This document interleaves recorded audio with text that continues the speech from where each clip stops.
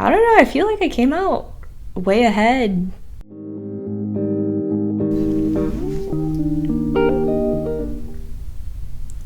Hey y'all, welcome to my crafting corner. I'm Annie, and I'm your host of the Diving Deep podcast. So there are a lot of things that were kind of unsaid in the first podcast because I was kind of figuring things out.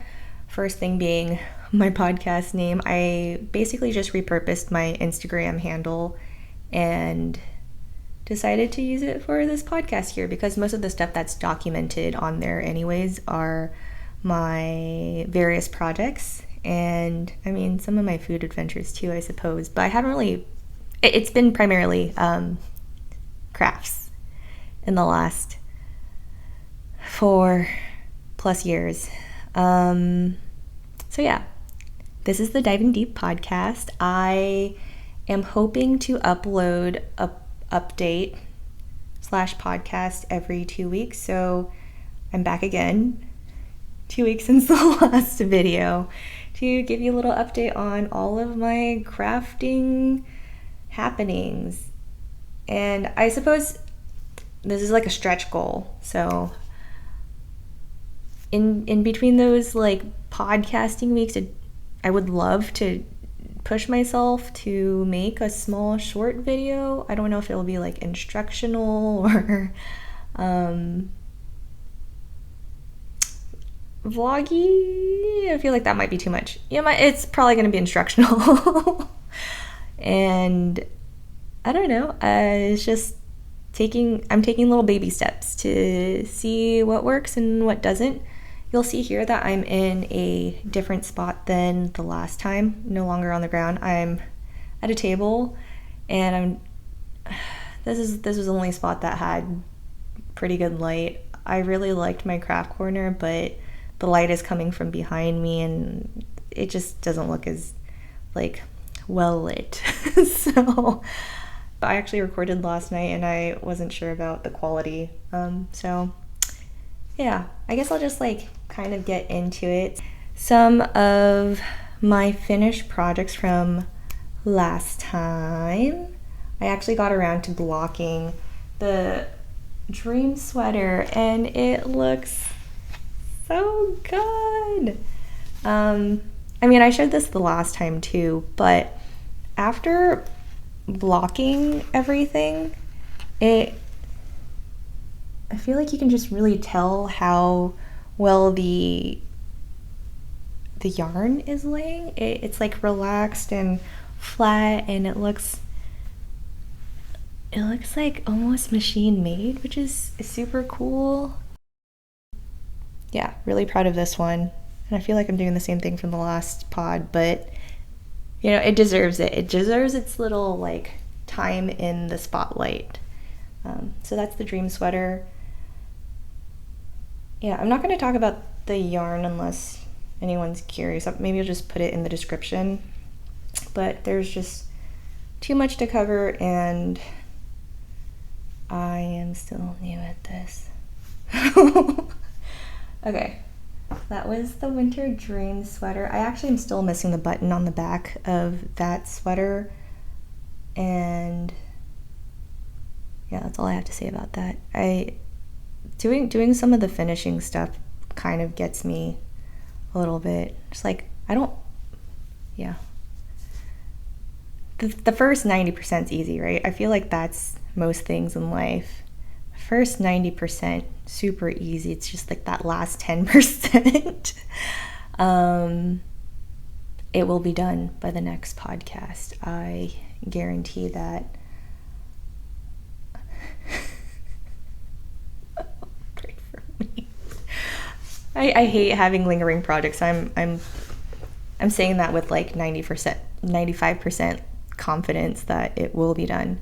I guess another one that is done is what I'm wearing right now, which is the Audrey top, and I also blocked it at the same time when I blocked the dream sweater, and I really like it. It's so comfortable. I don't know if I mentioned what I used the last time, but it's Concept by Katya, which is a cotton linen blend in dark blue, and it's, I don't know, this one was a really fun one to knit up, actually. This top is my first summer knit I've ever made, and this was actually super enjoyable. I feel like I spent the first or the like a lot of time initially just trying to get used to using the yarn, and most of that time was spent making the swatch. And so after I swatched it, honestly everything else was pretty much a breeze. It only took me 2 weeks, and I had honestly no issues. I approximated how long I wanted the top to be, just having it be a little bit past my torso, and then like where I wanted to hit my underarm. I saw that in the pictures of the sample photos from Petite Knit that this side arm, this underarm area sat really low on her, and so I decided to forego some of the rows at the top here, and I think I didn't do like 10 rows or so. I do recognize that I did not use the same type of yarn as the sample, and so maybe there's something to be said there. I also, funnily enough, I bought 5 skeins of this Concept by Katya cotton linen blend, and I only used 2.5, so I don't know, I feel like I came out way ahead. I actually spent some of my time today making a return of the 2 balls of yarn that I had left over because I was still within the return window, so huge win there. I think I ended up getting $24 back, which is great, and I made an exchange, so I'll show y'all that later, but I think that's a huge win. So this top ended up costing me about, I mean, if we round up and pretend I used all of the yarn, that was approximately $36, but I'm like really happy with the quality. The drape is so nice and it's very breathable. Yeah, this was a good one. I think I only did 15 rounds for the I-cord at the top. I made it shorter than what it called for in the pattern, and I'm really happy with it because it's the beauty of knitting, customizing and modifying to fit you, right? So anyways, that's the Audrey top. This one's kind of like in the limbo area, but I cast it on the Cumulus tee within the last month, and I am done with it. I think it took me 3 weeks. I say it's in the gray area because I still have some of the weaving in to do, like the Kitchener stitch for the various I-cords that are on the top. But yes, this is the Cumulus tee. I'm like super pleased with the color. This is in Poppy Rose. Yeah. Should move my water bottle.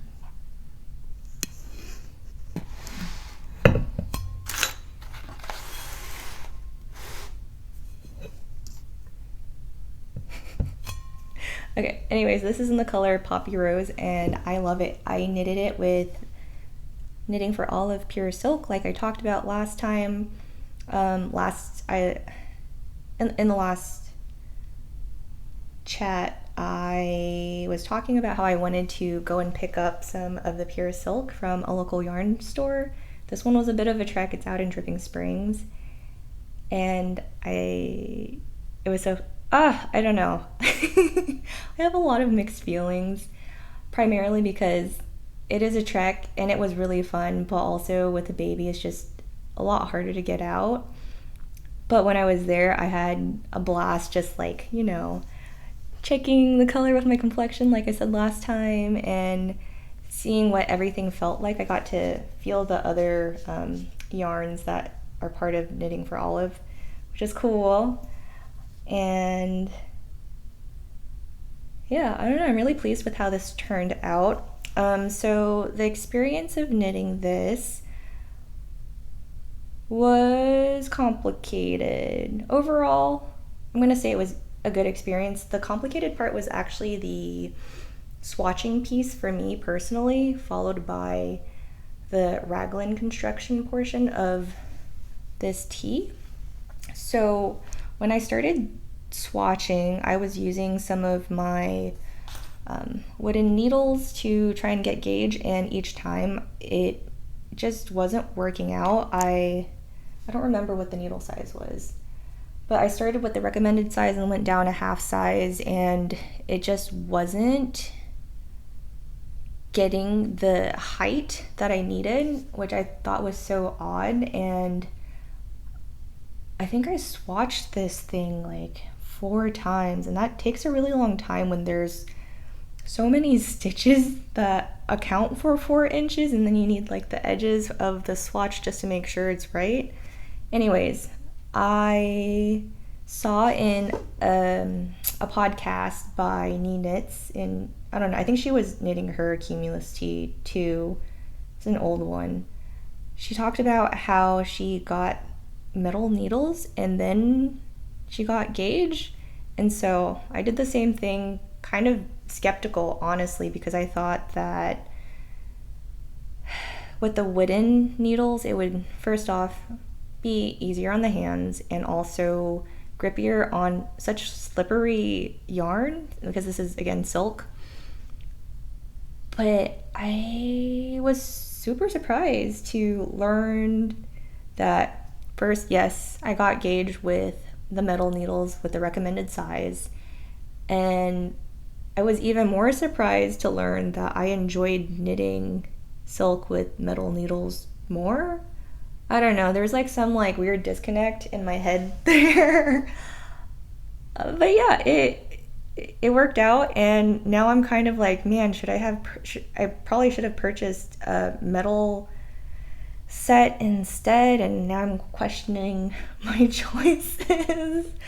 But yeah, anyways, so that was the swatching part, which I thought was like kind of mind-blowing.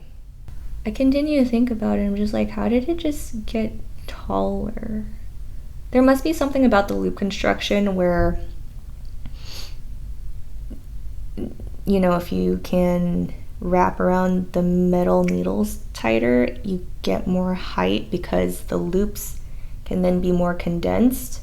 I think that's what's happening, but yeah, you let me know if anyone's had a different experience. I couldn't find anything on the knitting subreddits or just like from Google searching what people do with their silk and how they get gauge.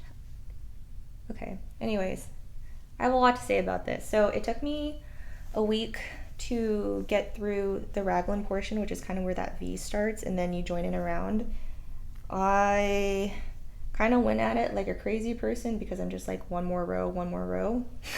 And I actually did have to take it apart one time after getting like halfway through the raglan. I was just like, oh god, I dropped a stitch and it's already tight, and I can't really just pull a stitch up because it'll look really strange.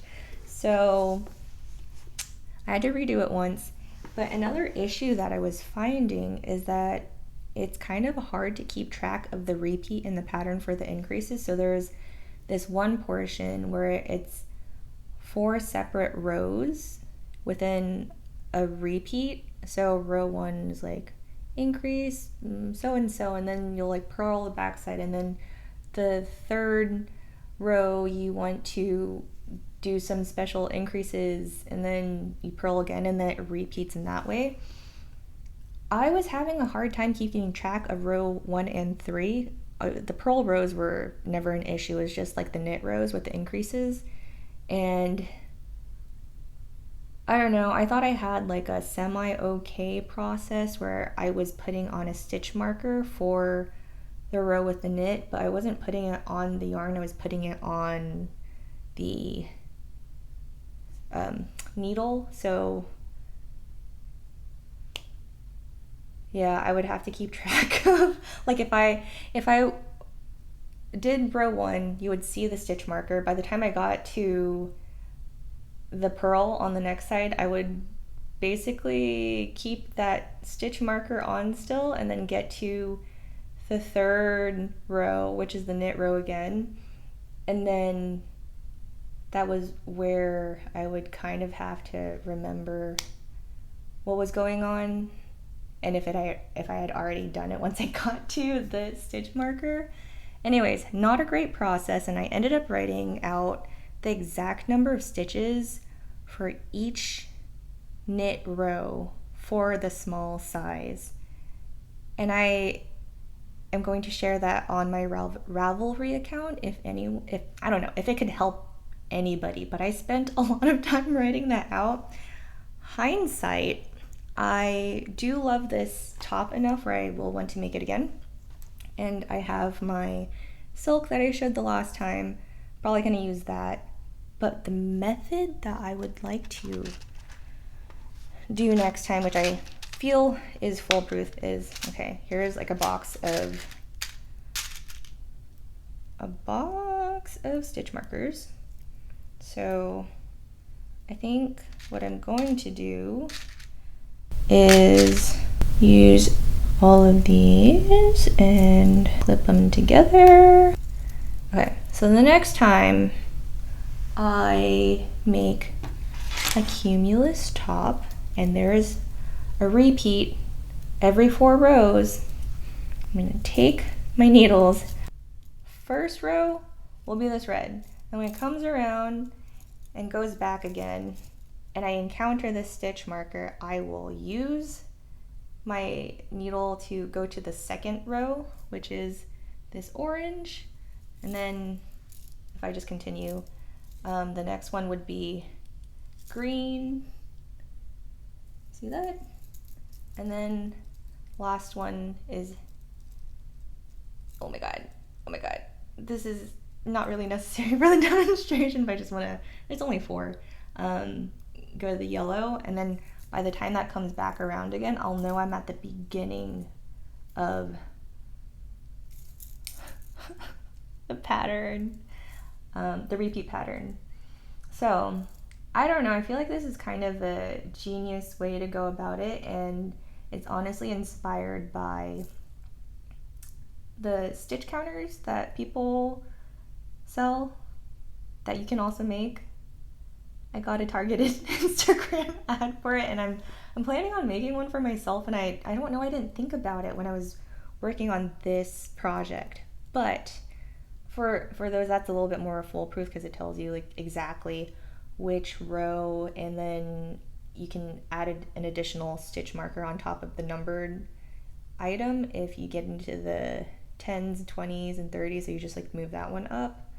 But I think for the purpose of this, it'll work well. And then if you really need to keep track of like the others, I don't know, you can mark on the side somewhere, I'm like, I'm on this row, and I think that would be sufficient.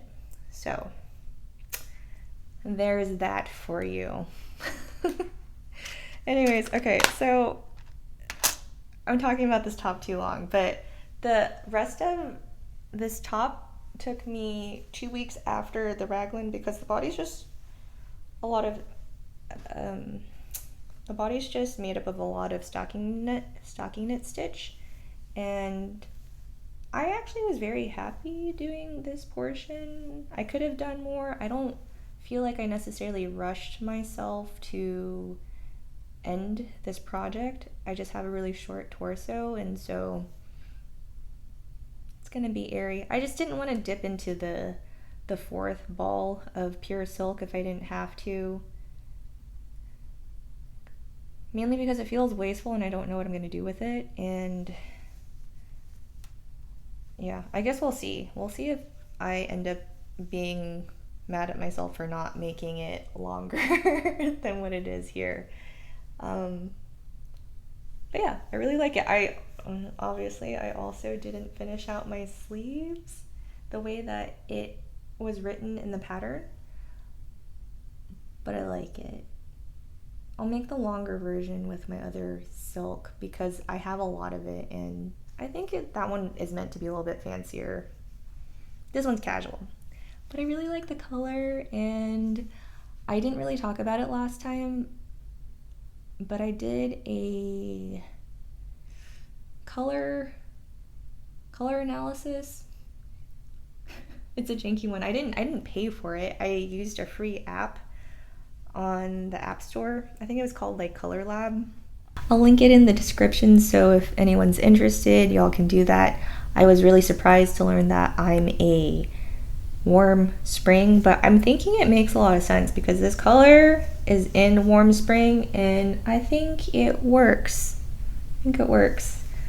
I still like my blues and stuff, but this is actually technically considered like my neutral color. Black doesn't work as well for my overall complexion and just combination of hair, eye color, skin. Yeah, just the brighter ones like this, and maybe I'll put a couple of I'll put my palette right here, and you can let me know if you agree or disagree, if, I don't know, you have an opinion there. Anyways, so that is my Cumulus tee. The project that I was working on the last time I'm still working on, I ended up just switching gears because I want to wear this Cumulus tee before summer ends, and I still have a couple months being here in Austin, and so it'll be good. So my Esther tee, it's not tee, my Esther sweater, I got further in it, and I didn't really talk about this the last time, so I will do that now. Hopefully my audio is okay. I'm using my water bottle to help prop things. Lessons from last night. Anyways, okay, so this is my Esther sweater. You can see the pattern, and I've gotten all the way down to the rib. I'm starting to question some things as I'm starting to bind off on the end there. Mainly the length, but I can always change that. This one has been like really cool to knit up because I've never done a back panel and then picked up stitches to then create the body. So this isn't raglan, but it's still top down, and it's really cool seeing the pattern come together, like these little diamonds. It was really easy to follow and memorize the pattern after you have the first couple made. But yeah, so far so good. I will say it's really hot knitting this, so I might pause this. But my other patterns are also sweaters, so maybe I'll try and finish this. I haven't decided, but I'm at the end here. I'm about to pick up the arms, and yeah, I've made a lot of progress on a lot of things. Like finishing the Cumulus top in 3 weeks was not expected, and to be that far in my sweater, it says a lot about my knitting flow today. I want to talk about that. So one of the tools that have really changed the game for me is this contraption here. And if you're like a long-time knitter, you probably already know about this, but this is really what changed the game for me. I keep on doing stuff where I put it on my head. Anyways, this is pearl strings from Minnie and Pearl, and I got the orange one because I thought it would stand out more, and you know, kind of like a caution sign. If it stands out, it's easier to see, and I think I need to be able to see things. So I got the neon orange, and the way that it works, if you're not familiar with it, is that you can use this to hold your stitches and you put it on your needle, and then you'll, like, imagine there's like a bunch of stitches here. You'd like pull it out. Oh, sorry, other direction. You'd pull it out so that the stitches are then on the string, and it'll hold them for you. So what I've been doing with both of these last two projects is I've been using the stitch holder to hold the body, and then I can like try it on. So it's just been really fun to, I don't know, be able to actually like interact with your garment and see if it actually fits properly. And I got was made aware of this through some people's knitting videos, just their knitting process. And yes, if I were to go back like years and years ago on my first sweater and I had known about this, this is one of the things I would have purchased. Another item that I would have purchased outside of like having a bunch of stitch markers is getting these point protectors. I kind of thought I could get away with not holding my stitches this way, like, oh, it's okay if some drop, like whatever. But it came to my attention that I needed it for my Cumulus tee. The silk is so slippery that it would just like fly off sometimes if I stuck it in my bag without securing it. And yeah, lesson learned. What else do I have? So I'm currently swatching some stuff. I got some Happy Mail like 2 weeks ago. I picked up this Noro Uchiwa in Chiryu. I don't remember the color, but it's so pretty. The Japanese word stands for like the word stands for summer fan or something like that. So it's supposed to be like really breezy. And I'm planning on making cardigan number 8, and that was inspired by Colina Makes. She made one using Noro Madara in sake, and I love the tweedy look and the fit, and so I was just like, oh my gosh, I have to make one. And so I chose this pink colored one because, again, warm spring, and now that I'm older and I'm realizing that I don't want a super neutral closet. Like neutral's nice. I don't mind it, but like sometimes I look at my closet and I'm like, it's kind of boring. So I got pink, and it's really pretty. You can see some blues, purples, oranges. I think like occasionally there's like a fleck of like lime green. But it's so nice. I hope the audio didn't change because the mic's behind me. But yeah, I love it. I only had to get 2 of these, and the fiber is made up of 50% cotton, 30% viscose, and then 20% silk, so it should be super breathable. And I'm going to be holding it with a mohair by Knitting for Olive. I initially swatched it with Ballerina, but it ended up being a lot lighter than I wanted it to be, and I don't know if I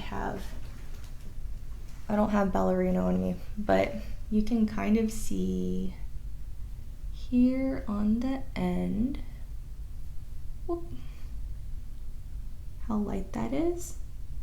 Anyways, I thought it was gonna like make it lighter, which it did, but I didn't really like how you could see the individual strands so much, and then I don't know, like it's okay, but I think it's a little too cool tone. And then I exchanged it for this flamingo color, which is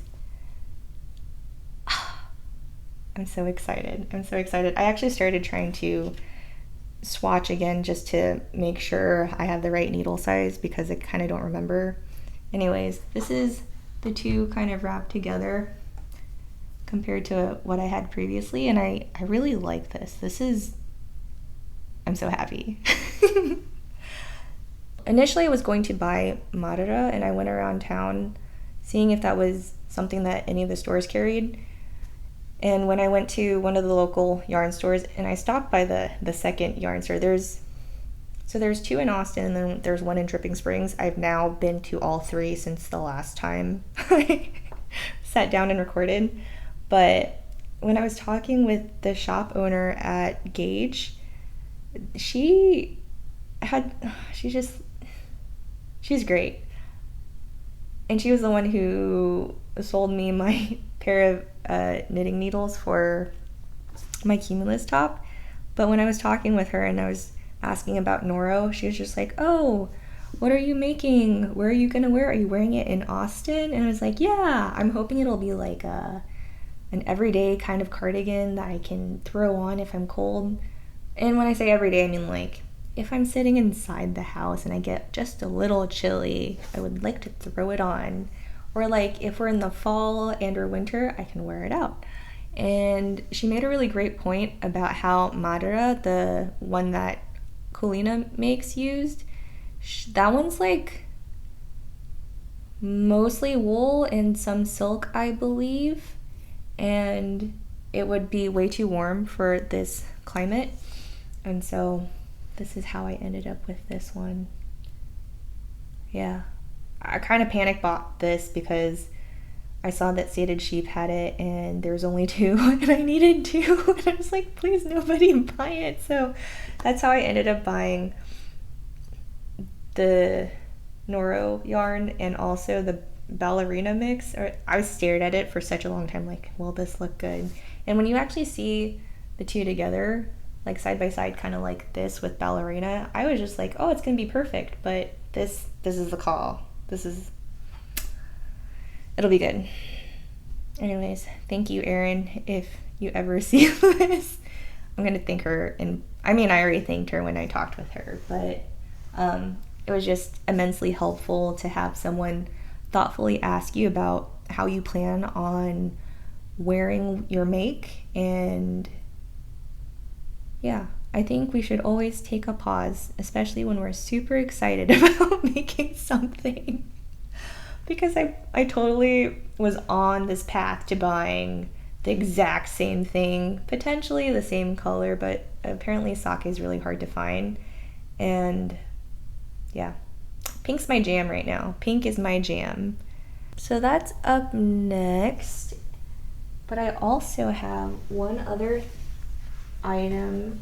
I guess this is an acquisition plus future project. So my niece is turning 11 soon and she has no wants. I don't know why she doesn't want anything in particular. Like, I asked her what she wanted for her birthday and she's just like, I don't need anything. Like, what? And about soon to be 11-year-old has such self-control. I don't understand it. Anyways, so I just remember when I was 11, I was just like, yeah, I want this, this, and this. Like, would love all this art supply. But I suppose she already has a lot of art supplies at this point in time. So I offered to make her a sweater with a little detailed area of her favorite characters or something kind of special. So I bought this Juniper Moon Patagonia organic merino in wisteria, and I'm like very pleased. I just picked this up and I have 4 of these. We're going to be making the No Frills Sweater by Petite Knit, and I thought that was a good one. Like, I'm planning, it was already in my favorited list, and I'm planning on using that as the base because it says, I don't know, it's in the name, no frills, which is great, and you don't really want competing details from a sweater and a design. So I thought that was a really great base, and I'm going to be putting this little picture up here. TBD if I use yarn to make the picture and like knit stitch the design into the corner, or if I end up doing some embroidery right there. But she wanted something kind of Sailor Moon themed, and I'm glad she picked purple because she almost picked black, and I'm like, you're in middle school. So yeah, purple. And she, get to the point, Annie. She loves Sailor Moon, and so she picked the details of having the cats on the corner here. It's like Luna, Artemis, and their baby, just, you know, right here with the little, I don't know, their hearts making, or their tails making a heart, and I'll insert a photo. So I'm like really excited to get started on this. I think I'm gonna put a pause on the Esther sweater and do this because I don't want to take too long to get her sweater. I mean, I have some time because it's hot here, but I don't like unfulfilled promises, and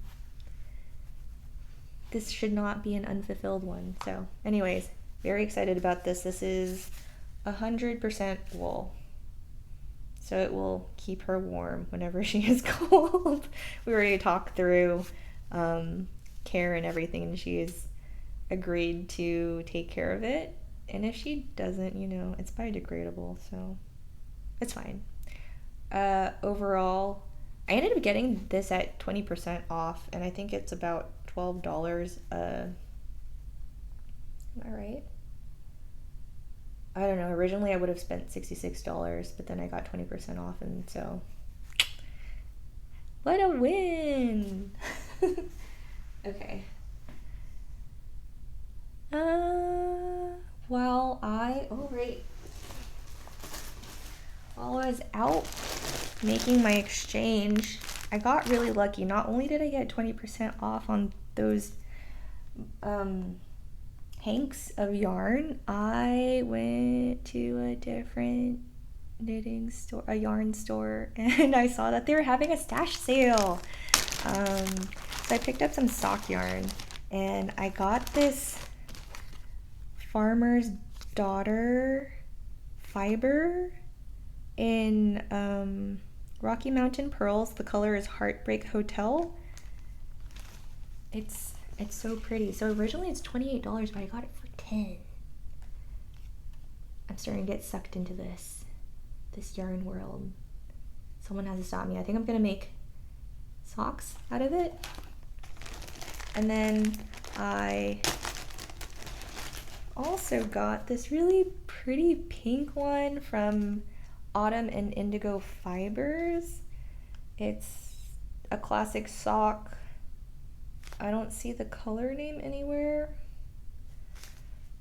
but arguably softer than the Farmer's Daughter. I don't know why. And these were in the bags. I just was enamored by the colors. So my husband's saying this would be cute as a beanie, so I might be making a beanie out of this. I don't really see pink on my head, but we'll see. And then the last one